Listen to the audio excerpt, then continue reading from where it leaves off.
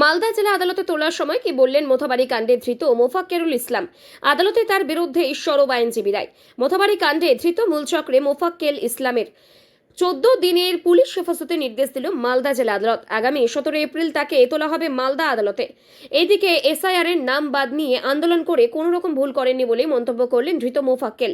যতদিন বৈধ ভোটারের নাম ভোটার তালিকায় নাম না উঠবে ততদিন আন্দোলন জারি থাকবে। আজ আদালতে তোলার পর এমনই মন্তব্য করলেন মোফাক্কেরুল।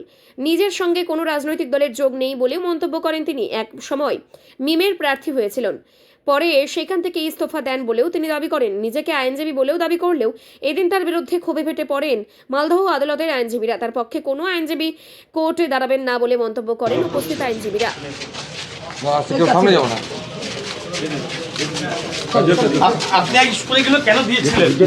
বৈধ ভোটার যতক্ষণ না লিস্টে উঠবে ততক্ষণ আন্দোলন জারি থাকবে।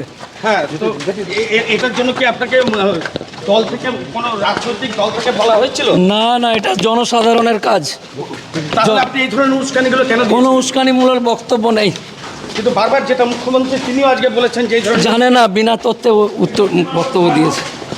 বৈধ ভোটার যতক্ষণ না লিস্ট হবে আন্দোলন চলবে। তাই বলে আপনি বিচারকদের গোটা রাত এইভাবে আটকে রাখতে ইন্ধন কোনো দেবেন? প্রমাণ যদি দেখাতে পারে তা বলবে।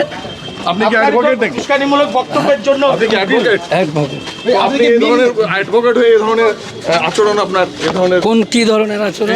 এই যে আপনি বৈধ ভোটার লিস্ট, বৈধ নাগরিকের লিস্টে যতক্ষণ না চলবে আন্দোলন চলবে গণতান্ত্রিক পদ্ধতিতে। উস্কানি দিয়েছেন চাইলে না না না না, কোনো দলের সাথে আমি না, না না, কোনো রাজনৈতিক। আপনি ভোটে দাঁড়িয়েছিলেন? তারপর থেকে আমি রিজাইন করেছি। আপনি ভোটে দাঁড়িয়েছিলেন তো? নেই বললাম তো আপনাকে। ছেড়ে দাও, ছেড়ে দাও, ছেড়ে দাও।